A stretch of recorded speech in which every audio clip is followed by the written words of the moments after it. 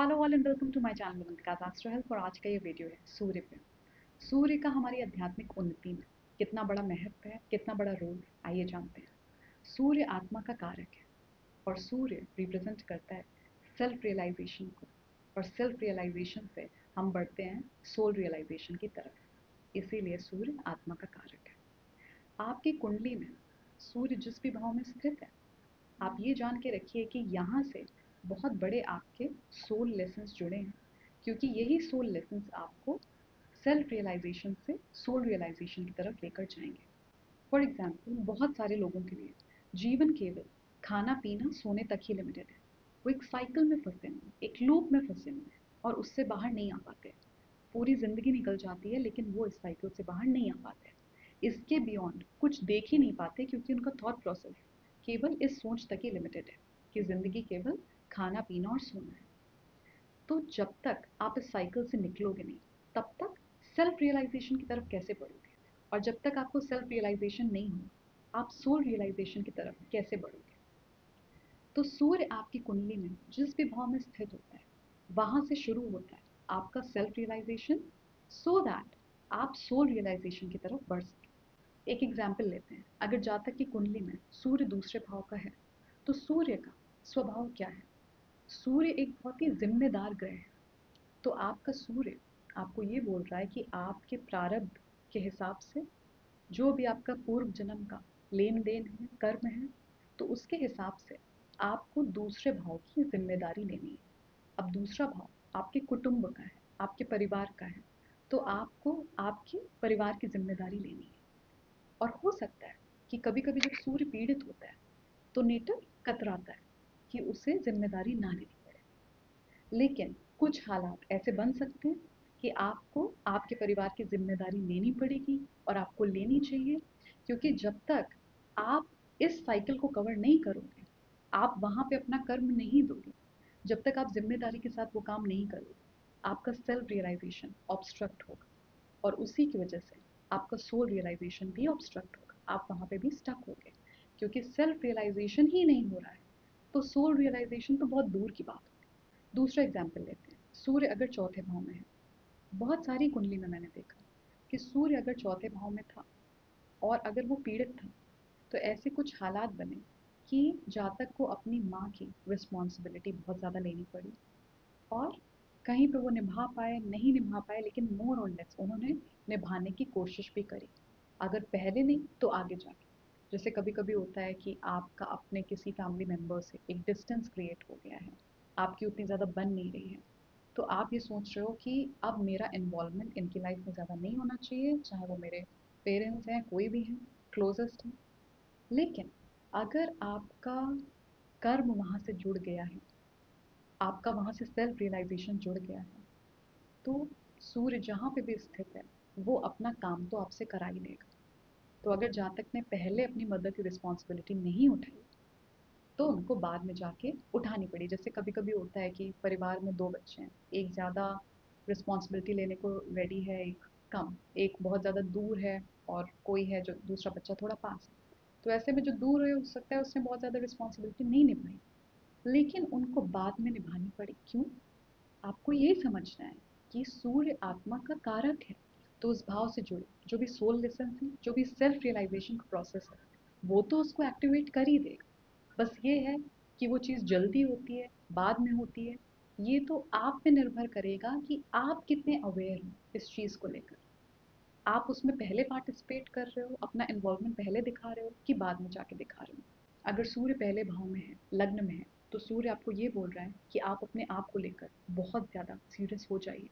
चाहे फिर वो आपकी प्रोफेशनल लाइफ हो, पर्सनल लाइफ हो, स्पिरिचुअल लाइफ हो, जो भी है, लाइफ का हर एक एंगल आप वहाँ पे गंभीरता के साथ पार्टिसिपेट करिए। क्योंकि जब आप अपनी लाइफ में सीरियस होते हैं, तो ही आप एक्चुअली प्रोग्रेस करते हैं, और वहीं पे आप अपने आप को एक्चुअली रियलाइज कर पाते हैं कि मुझे एक्चुअली क्या करना है और किस तरह से आगे बढ़ना है। देखिए, पहला भाव सेल्फ का है, इसीलिए सूर्य वहाँ पे उच्च का हो जाता है, क्योंकि वो सेल्फ रियलाइजेशन को डिनोट करता है। तो अगर पहले भाव में सूर्य स्थित है, तो वो आपको बोल रहा है कि सेल्फ रियलाइजेशन को आप बहुत ज़्यादा सीरियसली लीजिए अपनी लाइफ में। और अगर आप कैजुअल होके जीते हो, आप बहुत ज़्यादा लेथार्जिक हो, somewhere you are not able to pay attention, या for the time being you don't want to pay attention, जो भी है, लेकिन आप चीज़ों को कैजुअली ले रहे हो, तो यहाँ पे सूर्य के आपको अच्छे फल नहीं मिल पाएंगे। और अगर लग्न में सूर्य का एक अच्छा फल प्राप्त नहीं होगा, तो आपकी ग्रोथ, आपकी प्रोग्रेस बहुत ज़्यादा स्टक हो जाएगी, डिले हो जाएगी। तो आपको ये सारी चीज़ें समझनी है। और सूर्य फर्स्ट हाउस में सिर्फ आपकी प्रोफेशनल सक्सेस को डिनोट नहीं कर रहा है, आपकी ओवरऑल प्रोग्रेशन को दिखा रहा है। Self realization that you have worked on yourself so much that now you are ready to experience that high, the high that leads to self realization.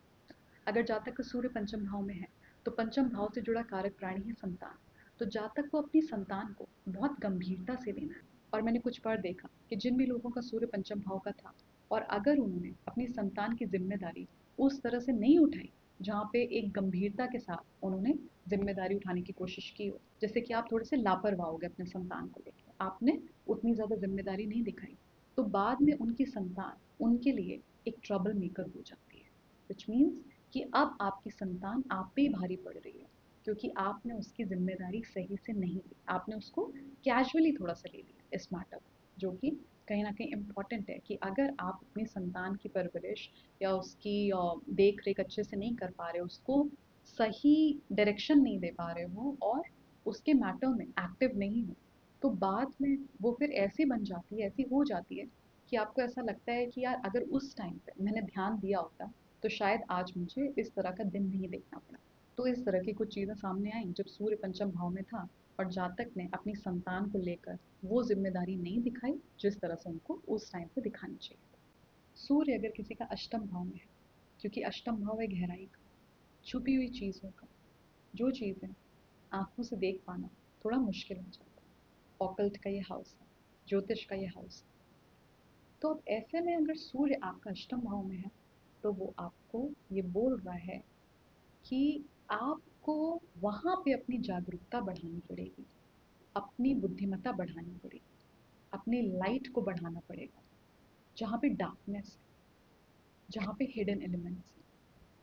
और वो तब हो पाता है जब हम सारी जगहों से अपना ध्यान हटा के एक ऐसे भाव में, एक ऐसी जगह पे ले आते हैं जहाँ पे यूजुअली लोगों को कुछ चीज़ें दिख ही नहीं रही है, लोग देख नहीं पा रहे। अष्टम भाव क्या है? उन सारी चीज़ों को रिप्रेजेंट करता है जो कि हमको आंखों से नहीं दिखती, लेकिन वो है। ज्योतिष के रूप में आप कुंडली के माध्यम से कैसे जान जाते हो कि अगर कुंडली में ये है तो ये हुआ होगा या इस तरीके का रहा होगा। अब इसको कैसे हम रीज़न करेंगे, लेकिन ये एक साइंस है जो हमें बहुत सारी चीज़ें बता रही है।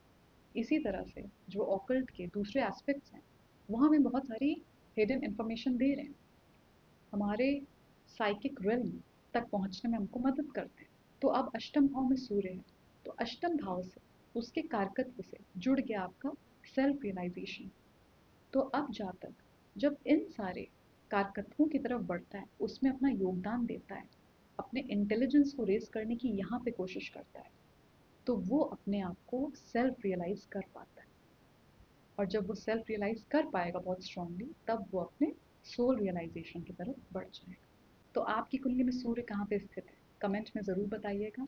और अगर आप चाहते हैं कि मैं सूर्य का दूसरे भावों में क्या फल है वो डिस्कस करूं दूसरे वीडियो में, तो वो भी बताइएगा, क्योंकि इस वीडियो में मैं ज़्यादा डिस्कशन चाह रही थी करना around self realization and soul realization, ना कि सूर्य का सारे भावों में फल बताना। लेकिन अगर आप चाहते हैं कि मैं सूर्य का सारे जो भी भाव मैंने नहीं कवर करे, क्योंकि शायद इसमें मैंने 4 या 5 भावों का फल कवर किया है, तो अगर आप चाहते हैं कि मैं जो रिमेनिंग भाव है उनका भी फल कवर करूं, तो आप मुझे बताइएगा। एंड आई होप ये वीडियो आपको पसंद आया होगा। अगर हेल्पफुल लगा हो, इन्फॉर्मेटिव लगा हो, तो प्लीज़ इसको लाइक करिए, फ्रेंड्स फैमिली सभी के साथ शेयर करिए। और अगर आप मुझसे कंसल्ट करना चाहते हैं ऑफलाइन या फिर ऑनलाइन, तो इस वीडियो के डिस्क्रिप्शन में आपको मेरे कॉन्टैक्ट डिटेल्स मिल जाएंगे, आप वहाँ पे मुझसे कॉन्टैक्ट कर सकते हैं। I will see you soon in the next video, please take good care of yourself.